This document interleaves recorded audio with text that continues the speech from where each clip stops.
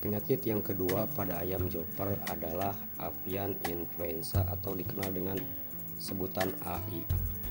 Penyakit AI ini bersifat akut yang disertai dengan penyakit yang berlangsung cepat. Gejalanya, sahabat semua, yaitu kematian yang sangat tinggi,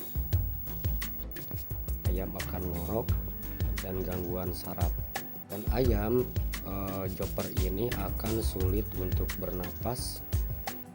Dan tentunya penyakit avian influenza ini, sahabat semua, akan menurunkan bobot daripada ayam kita. Untuk tingkat kematiannya sangat rendah dan masih normal serta bisa diatasi.